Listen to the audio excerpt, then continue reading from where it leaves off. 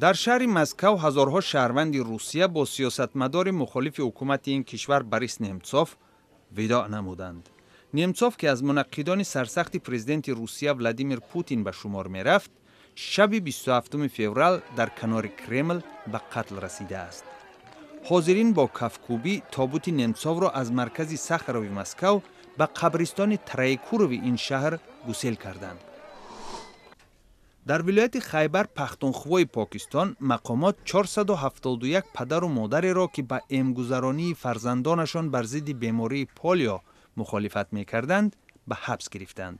سخنگوی پلیس میگوید معرکه 3 روزه امگذرانی ضد پولیو در 12 ناحیه این ولایت جریان دارد.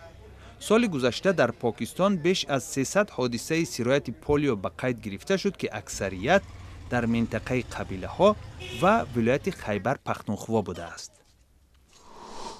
در پایتخت افغانستان شهر کابل سازمان های شهروندی با هدف جمع یاری ها برای قربانی های برف و ترمه اخیر چند چاره‌بینی برپا نمودند.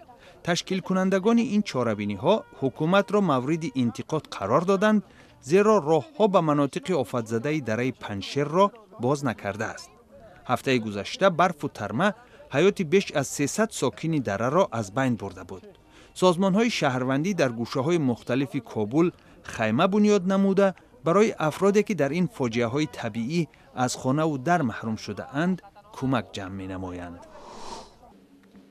پرزیدنت تازه انتخاب شده خرواتیا کولیندا گرابر کیتاروویچ در اولین سفر خارجیش در مقام رئیس جمهور به کشور بوسنیا و هرزگوین تشریف آورد. در شهر سرایوو خانم گرابر کیتاروویچ که ماه ینور پرزیدنت خرواتیا انتخاب شده است گفت او از کوشش‌های ورود بوسنیا و هرزگوین به اتحادیه اروپا پشتیبانی می‌کند. پرزیدنت خرواتیا با ریاست جمهوری سه جانبه بوسنیا و هرزگوین ملاقات نمود.